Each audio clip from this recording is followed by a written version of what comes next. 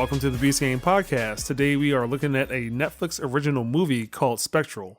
Spectral was directed by Nick Mathau. This is his first credited movie. It was written by Ian Freed, John Gaddens, Jamie Moss, and George Nolfi. Freed has only done shorts before this. Gaddens has done Coach Carter, Real Steel, Flight, and the upcoming Power Rangers movie. Moss has done David Ayer's Street Kings and the upcoming Ghost in the Shell movie. Lastly, Nolfi has done The Bourne Ultimatum, The Adjustment Bureau, and Ocean's 12. It stars James Badge Dale as Klein. He has been in 24 and The Departed. Emily Mortimer plays Madison. She's been in Shutter Island, Cars, and Hugo.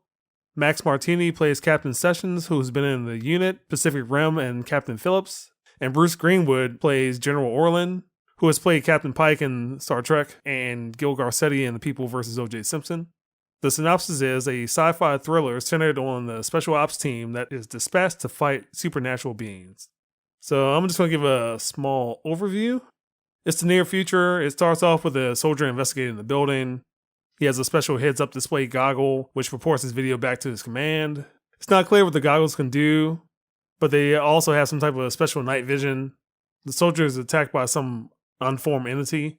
The main character, who is James Badge Dale, he's a DARPA scientist / engineer. He's testing an experiment with his boss with the military. There's a discussion about misusing technology. We also find out that he's the creator of the goggles. Word gets back to his boss that Klein, James Badge Dale's character, has been requested to meet with General Orlin. He's sent off to investigate soldiers being attacked in Moldova. General Orlin shows him footage. We also meet Madison, who works for the CIA and has a vested interest in what's happening for government security purposes. Klein wants to go with the soldiers to look for survivors so he can find out firsthand what's happening. That's the first 15 minutes or so, and that's where we'll stop. So I'm going to make a statement, and then we're going to get into the main discussion that this is the best video game to film adaptation that never existed. You know what? I agree with you wholeheartedly on that. All right. I was watching it and I was like, man, this is a damn video game. I'll make a statement that this is actually Fatal Frame and Call of Duty combined to be one movie. Mm-hmm. But Keith, what did you think of Spectral? It was a B movie, but at the same time, I don't think it would have done well in the theaters, but it would have been one of those movies I'd have hoped would do well in the theaters. It had an interesting premise, even though it was... Actually, I want to say even the way it kind of presented itself was believable, but it was a good movie. It was good action. I like that the main character, our lead, who was a DARPA scientist, they didn't end up kind of making him like they would normally do in these types of situations. Him being some kind of DARPA scientist / I used to serve in the military, which means I could hold my own with a bunch of special forces. Having said that, if this was maybe in the 1990s, this would be a Jeff Goldblum role that he would be that character. But go ahead, Keith. The way he was acting as just a scientist and deferring to the military around him, they were never presented in a situation. This is a movie where no one did anything that was not out of character. They did everything that you would expect someone to do. They didn't make a stupid move or anything like that. It was like when stuff went tits up and stuff and they realized that weapons were ineffective, they were bugging out leaving and stuff. You had a couple of wild shots going on, but they weren't just doing dumb stuff. James? I liked the movie. I thought it was pretty good. I do agree with you. It does have that Call of Duty-esque gaming movie vibe to it, but it reminded me a little bit of Aliens. And it also reminded me of this movie that came out, like it was a horrible movie. I think it was called The Darkest Hour, that had some type of beings but they were like electricity based. I think Emil Hirsch in it. The Darkest Hour, like they took a vacation in Russia or something like that. Yes, I remember that movie. But go ahead. It was pretty bad. The movie was very entertaining. I do agree with Keith that this movie came to the big screen. It probably wouldn't have fared too well. It would probably had a cult following after it left the theaters because it's a pretty good movie. It's a popcorn movie. You know, it's not actually do much. It was straight a kind of a linear path. It was very predictable, but yet you still enjoyed it. And I also agree with Keith on this. The main character, he kept to what he knew. It's not like he was trying to overextend his boundaries. He knew what he knew, and he knew what he didn't know. So whoever made up for his lack of knowledge on certain things, he referred to the military guys, which it should be. So it seemed very realistic, even though the subject matter was very unrealistic, but I was very entertained. And then also there's a lot of social commentary in this too, I believe. All right. Well, let me just go ahead and say a couple of things. That I thought the acting was passable. I mean, due to the cast, there's actually Hollywood actors in this instead of just B-movie actors. The CG is okay. It has a decent premise. And maybe about the hour mark, I was like, hold on, this movie's 2 hours. And I was like, well, I hope the story pays off.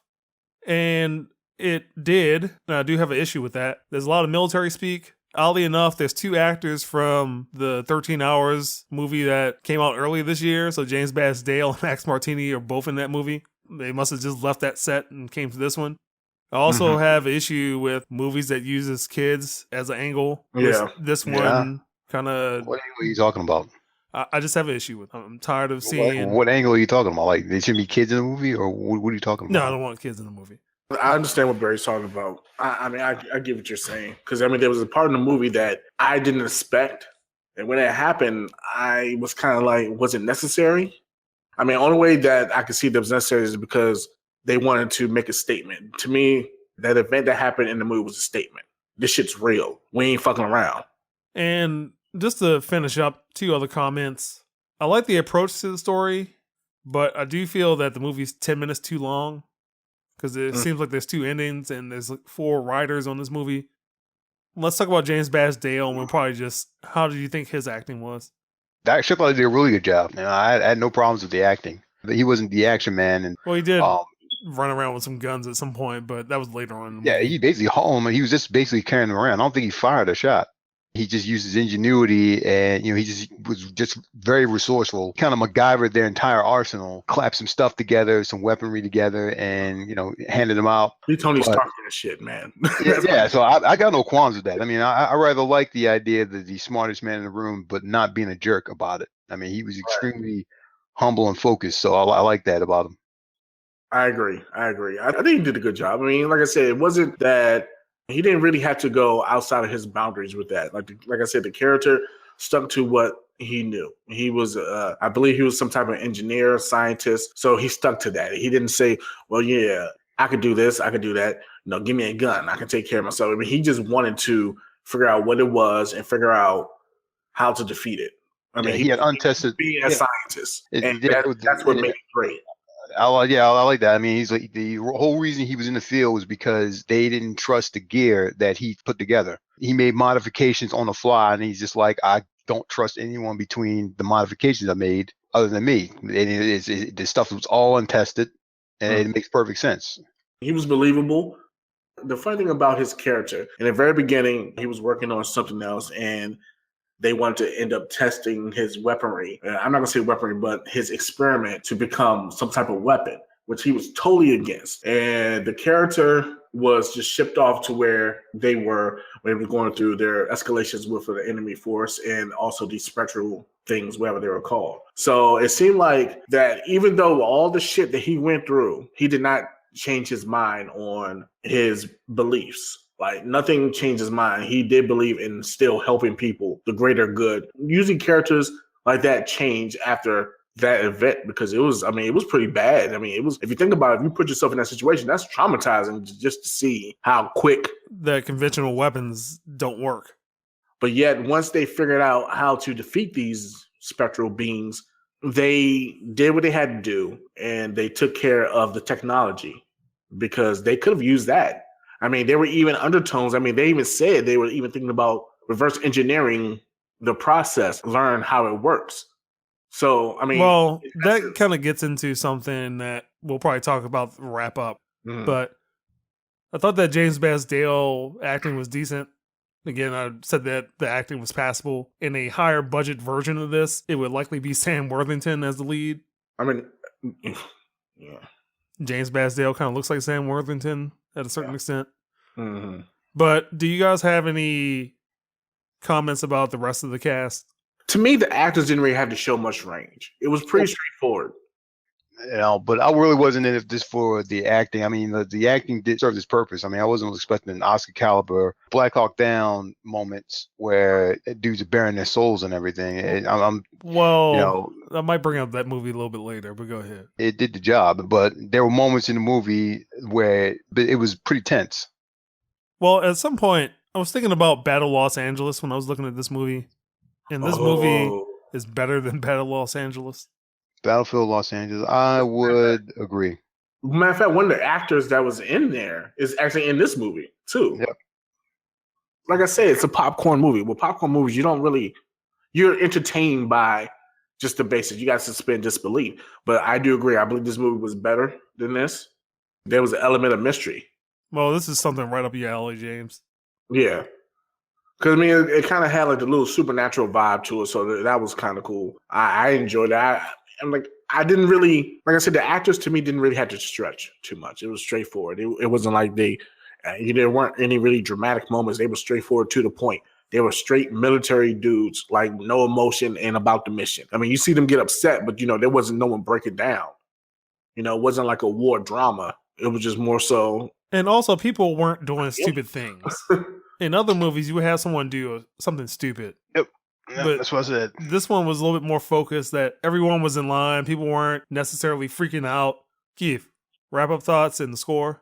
I thought it was a good movie. I thought Netflix did the job again. I wasn't expecting anything Oscar caliber or anything like that. But that being said, it's not a perfect movie. So I'd give this movie a 7 as I would watch it again. James? To my knowledge, Netflix has done pretty well with their movies, with their series. I haven't seen anything that I would consider like piss poor bad. But then I also didn't expect a lot because one, I mean, it's sci-fi, and sci-fi sometimes can be off the wall crazy. This movie I enjoyed thoroughly for the simple fact that it did have some supernatural elements to it, which was cool. And, by me being a horror fan, it was right up my alley, like you mentioned before. The acting was pretty good amongst the main characters.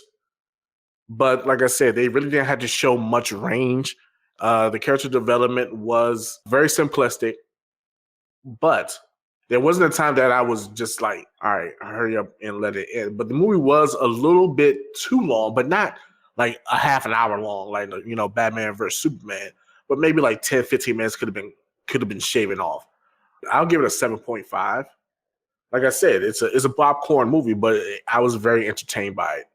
All right. Well, for me, I'm just going to say that I was interested in this based off the trailer, and that I like the science approach rather than the supernatural or extraterrestrial approach. So that was actually refreshing to see because I thought it was going to go the supernatural route. Again, I felt that the ending was too long because there is technically 2 endings. The last couple of scenes of this kind of had a ending of the Black Hawk Down vibe to it. And again, I stand by my comment that this is the best video game to film adaptation that never existed. Mm-hmm. And I'm going to give this movie a 7. And that's the Beast Game Podcast. You can find more of our podcasts at beastgame.com, iTunes, Google Play, Stitcher, TuneIn, iHeartRadio, Twitter, and YouTube. I mentioned to my mother-in-law about this movie, so she decided to watch it, and then she just took me to the side. We were talking about it, and she mentioned that this movie reminded... You wanted to say game. One of my games. You wanted to say, this game reminded me of one of my games. That's what it sounded like. Yeah, I was about to, because I'm stuck on games. She was just saying that this movie just reminded her of one of the games that I play. Because again, I said that this reminded me of Fatal Frame because that was like you hold up the camera and you find whatever. Yeah. You don't see it with the natural eye, so you had to have some type of camera. And I didn't even think of Fatal Frame. I didn't even think of it, but you are 100% correct. Yep. I never played that shit though, so I'll take it. I didn't want to play it because I don't do well with scary games. But like I said, it reminded me of Aliens as well. Truly reminded me of Aliens. Like just the way it was set up, like the whole badass special teams. Someone comes in like a consultant, aka Ripley. Then they find kids, Newt, and all this shit. They're fighting against somebody they have no idea about. The specialist or the consultant, aka Ripley, and this dude is the key for them to obtain victory or to survive. That's why I say it reminds me of Aliens. That's one reason why I liked it.